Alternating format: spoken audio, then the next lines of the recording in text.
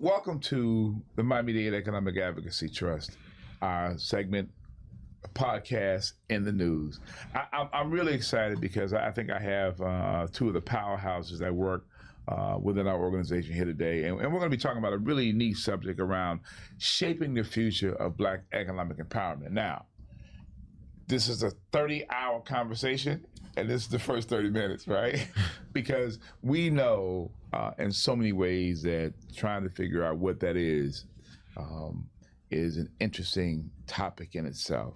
But I want to make sure that I introduce two very important players that, if you will, have their hands on the pulse of Miami-Dade, the state, and quite frankly, at the national level in regards to these issues.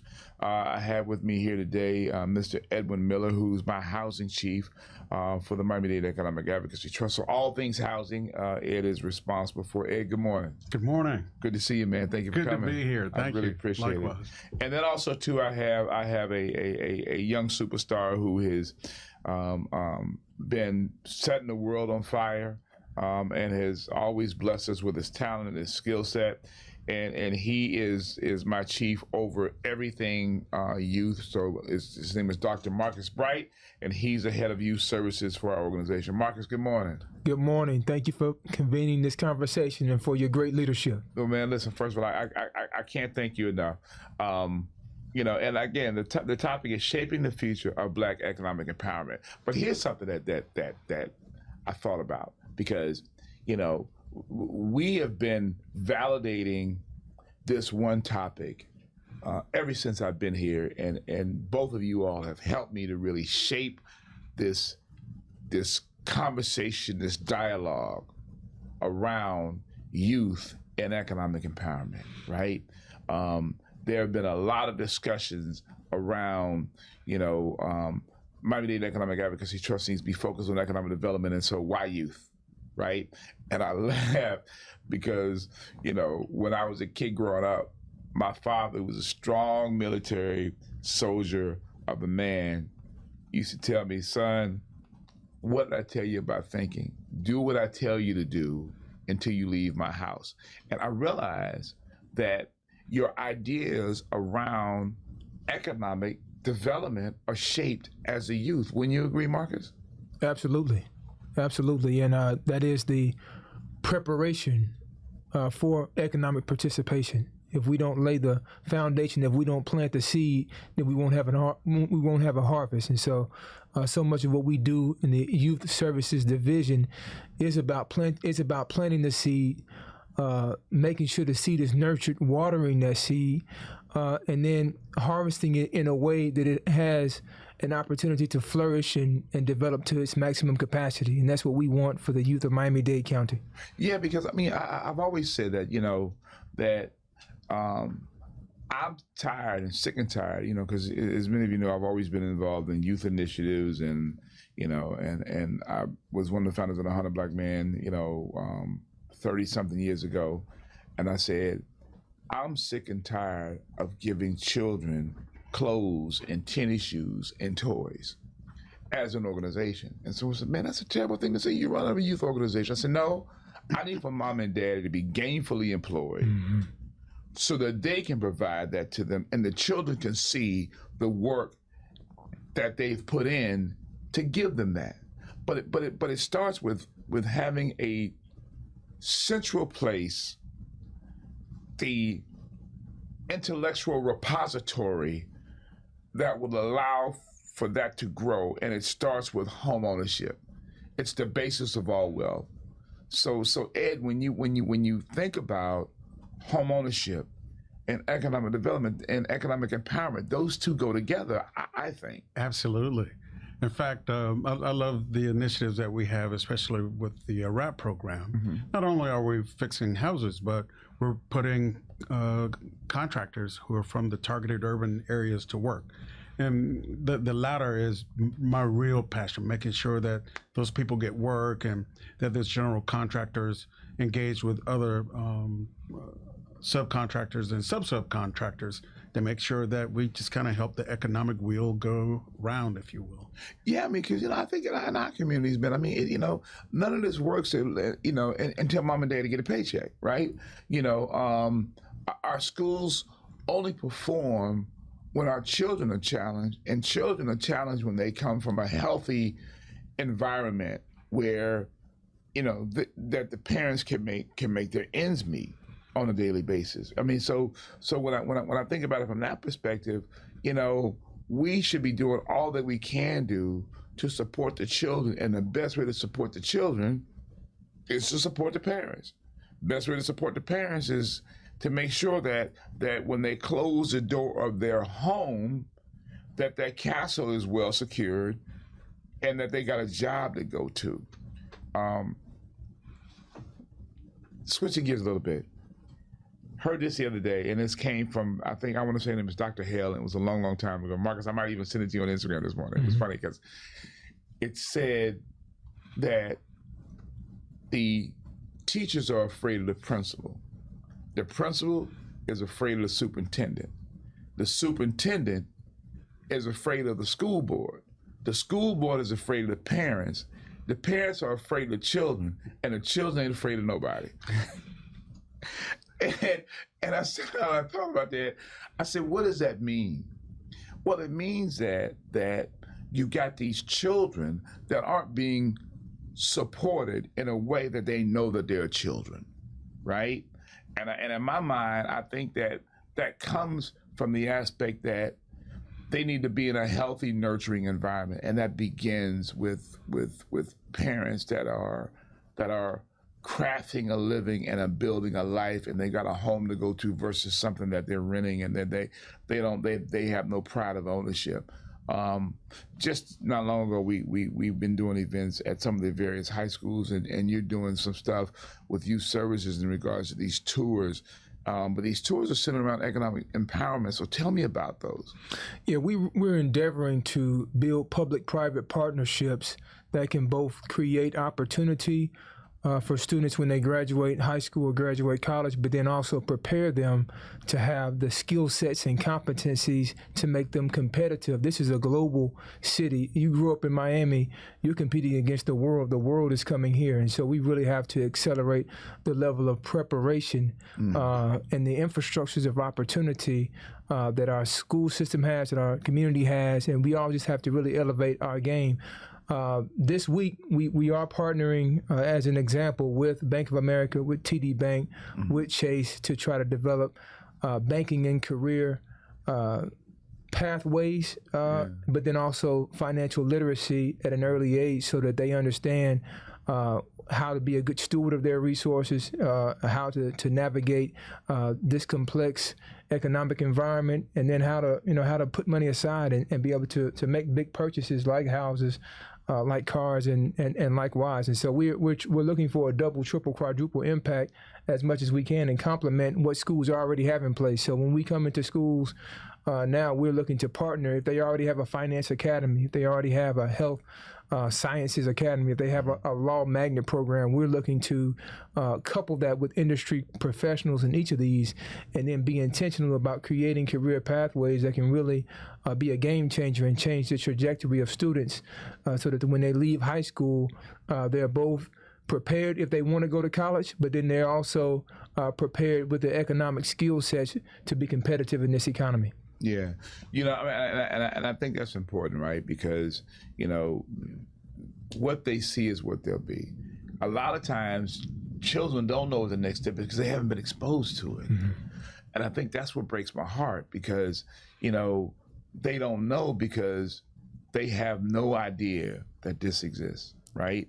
And when you were growing up, do you remember sitting down with your mother, your father, talking about business and talking about homeownership and talking about what it takes to be a man and to lead a family? Did you have those kind of conversations? Absolutely. I grew up in a small citrus harvesting business in my native Winter Haven, Florida. And my dad just kind of instilled a lot of the things that you see about me here now. My dad was the guy that one could go to if they couldn't get a job anywhere else. They could work with Herbert Miller in the citrus harvesting business. Also, he had houses and rental property to rent to people, and I just kind of used that model. So that was his ministry, and to some degree, that's mine. Right? I just talked about how we're making sure that general contractors that happen to be black are getting work. I mean, I love that sort of thing. It's about just everybody being a part of the economic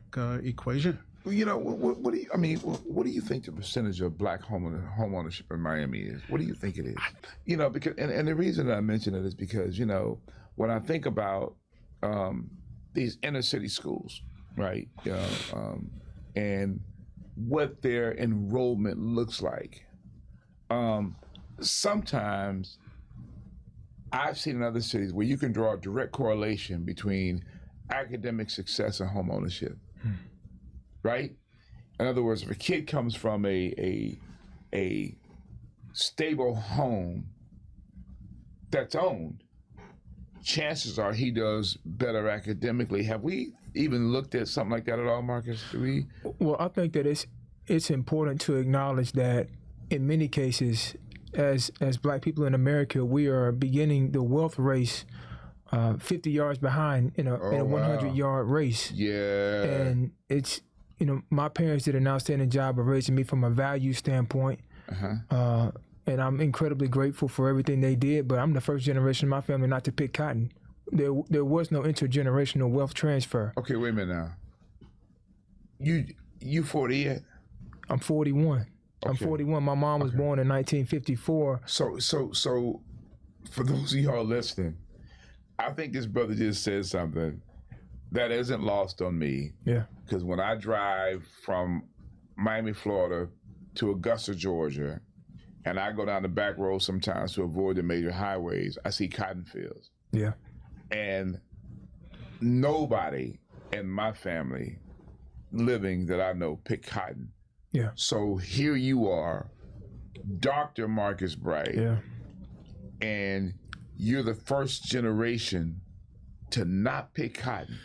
You know, that's heavy, brother. But not the first generation who did not have the ability, but you know, one of the first to have the opportunity. My mom, her parents were sharecroppers. Right. When she came up, they picked as just a part of to make a living in. And the black students, you were still growing up. Though she was born in 1954, the same year Brown v. Board of Education, the schools were not integrated until almost 1970. That's right. And so in that system, the black students did not even go to school in September and October because they had to pick the cotton harvest. And in April and May, they would pick strawberries and then go to school at noon. And so and you couple that with a lack of intergenerational transfer. It's also a story of overcoming, because even in spite of those circumstances, her father, you know, and my grandmother, still, you know, my grandmother ended up teaching school, and her father, you know, was a school administrator and then sold insurance, and then during the cotton times, hauled hands. They called them hands. So he would pick up young people people from across the county, Crockett County, Tennessee, and take them to the cotton fields. And even in the midst of all of those barriers, he was able to save money and buy his house and then buy plots of land they call Simmons Circle. You go to Alamo, Tennessee right now. Alamo, Tennessee. Yeah, there's a street that's called Simmons Circle. And one of these days, man, you and I'm gonna go through there with you. Yeah, Alamo, Tennessee. You keep calling names of cities in Tennessee, brother, that I've never even heard of.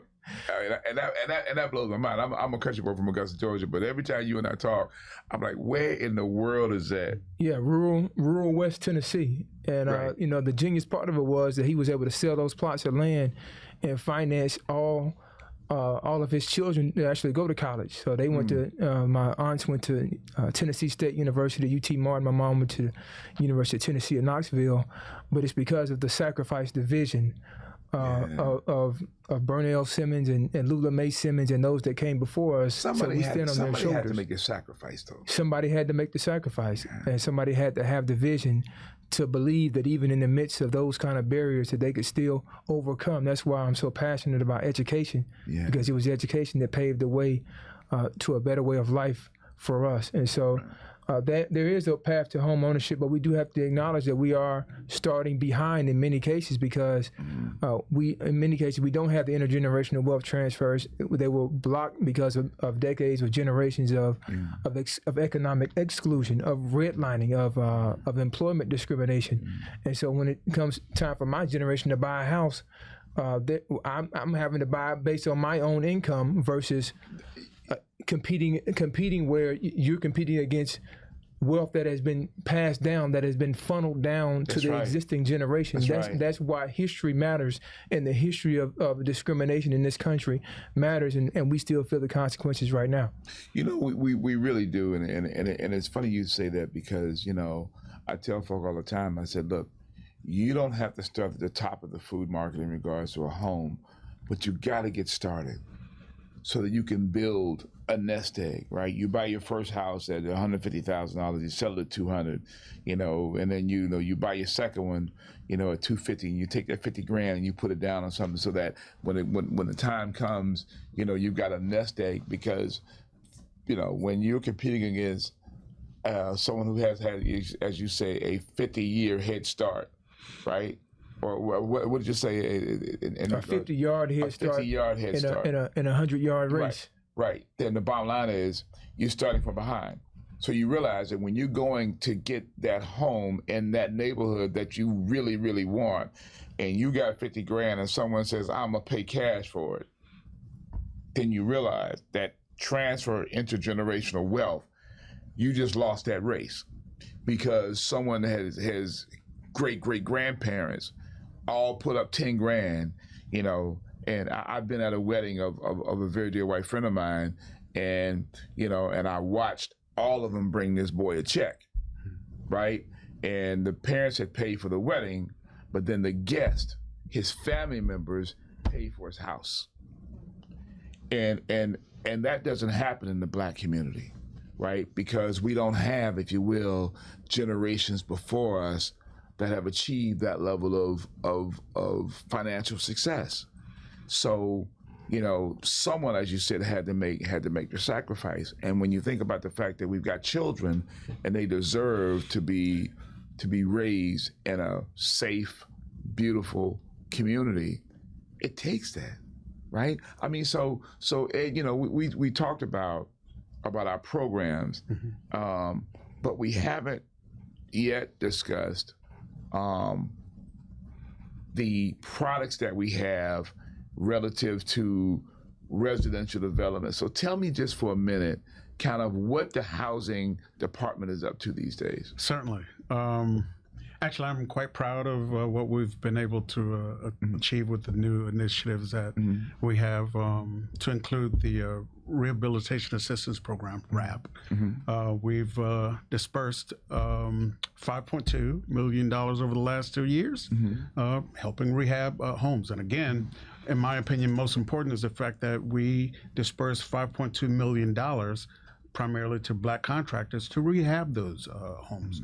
We also have the construction development loan program, where we've dispersed $8 million to help Black developers to develop homes in targeted urban areas. There's another $2 million that we have for land acquisition toward that purpose. So with those new initiatives, we've done some amazing things to help make sure that there's Black housing stock in the targeted urban areas where there's a lot of gentrification going on. You know, it's interesting because and you're right, by the way. I think what you know, to break it down, we're trying to stop people from selling grandma's house, right? I mean, you know, we got a lot of beautiful words that we have designed to help people to understand our program, but this is the crux of the matter.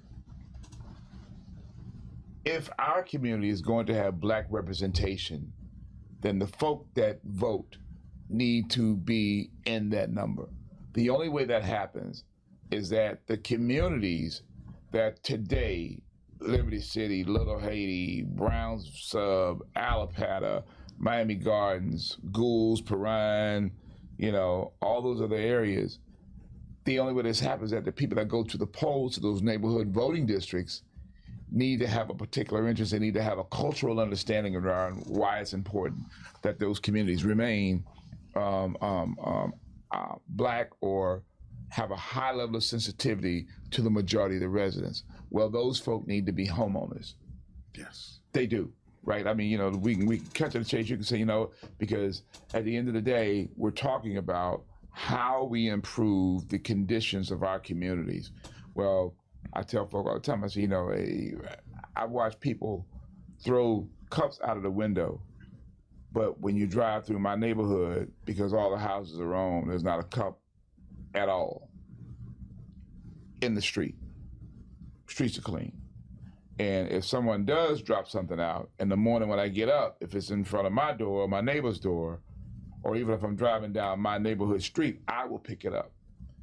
And I begin to understand that we have a responsibility to our communities to make sure that they are being housed by the indigenous folk in that community, for lack of a better way to say it, right?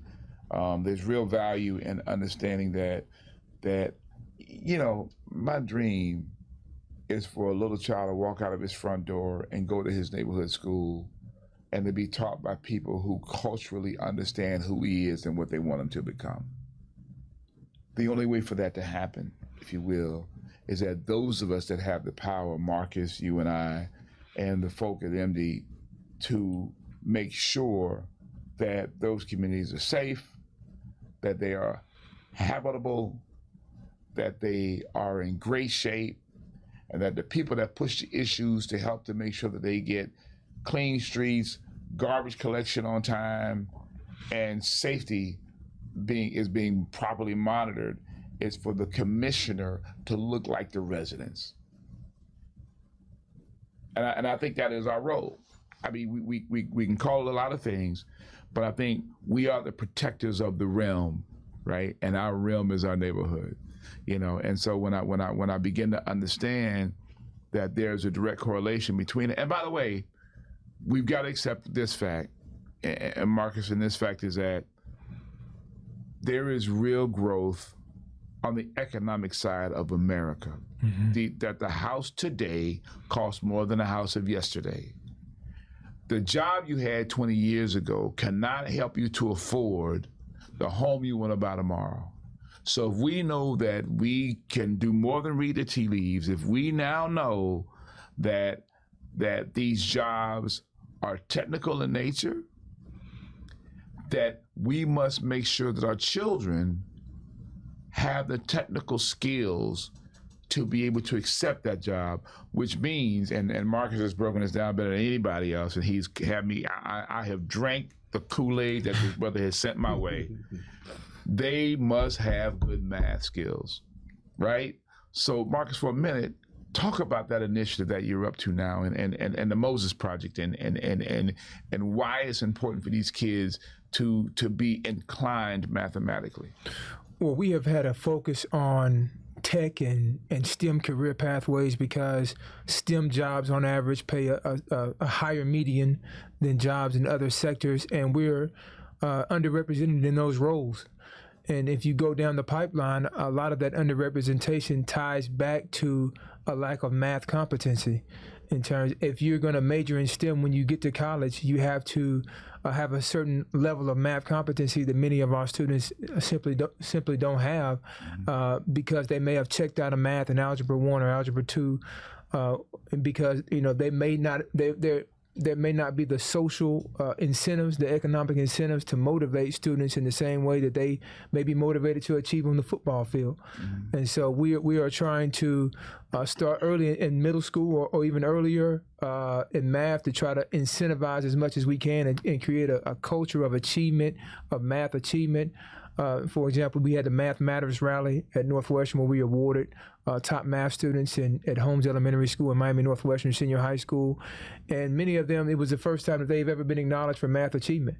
And ever been celebrated. Northwestern just won the football state championship. I was just there yesterday. There was the whole community celebrates that, and so we know there is a blueprint if you look at athletics, and so we want to create a parallel pathway using that athletic blueprint that has produced world-class athletes to produce world-class mathematicians, world-class scholars, and world-class individuals who can compete in this new global economy. And that really begins even before they enter kindergarten. One of our principal public policy movements that led out of our school to prison pipeline research is the need for universal pre-K, universal pre-kindergarten for all 3 and 4 year olds, and then after we get that, extending universal early learning coverage on down, because so many of our youth enter kindergarten already behind. You stay behind by 3rd grade when you're supposed to be reading to learn,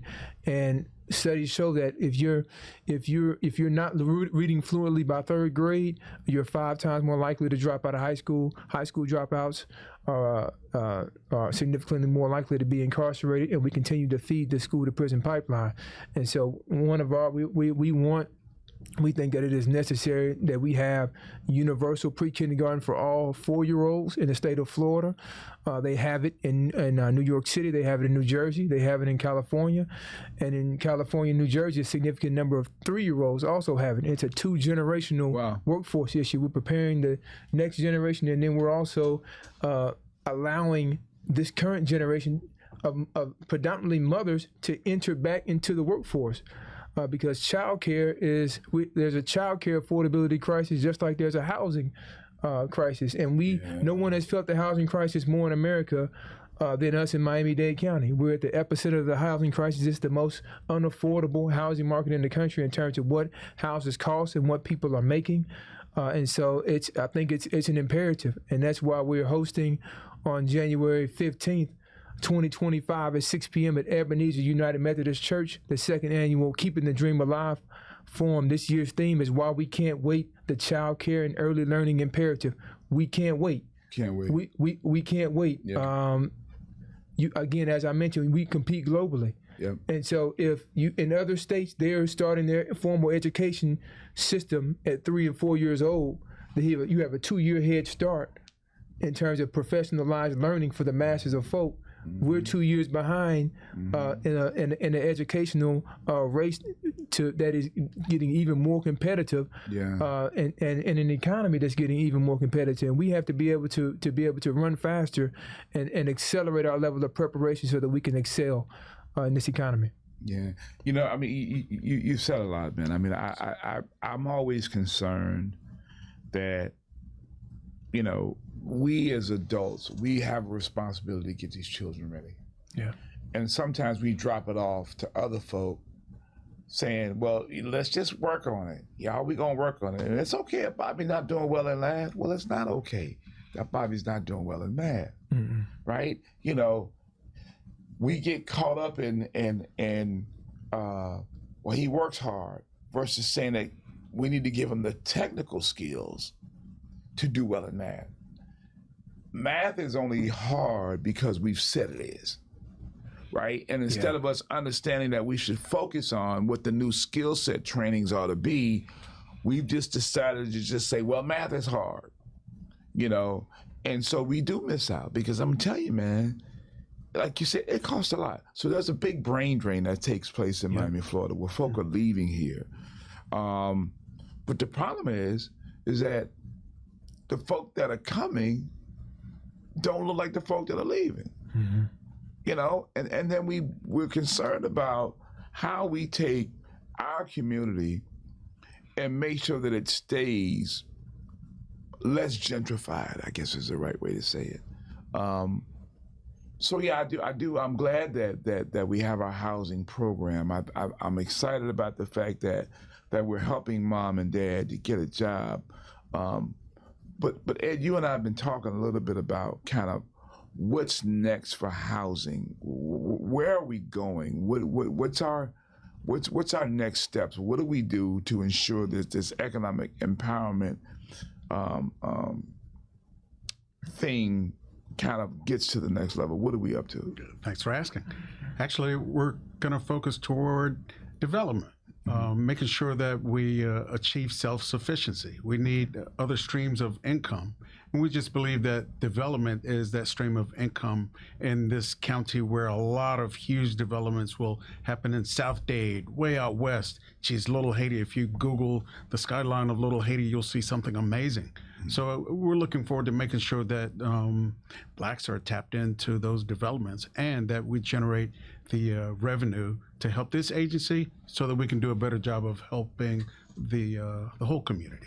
Yeah, and I'll be honest with you, I'm looking forward to it. I want to say, guys, that we're at the end of our program. I can't thank you all enough for coming. We need to have you back so we can have a deeper discussion, a deeper dive around that. So this has been MDEAT in the News, and thank you all for coming. Thank you so much. Thank you.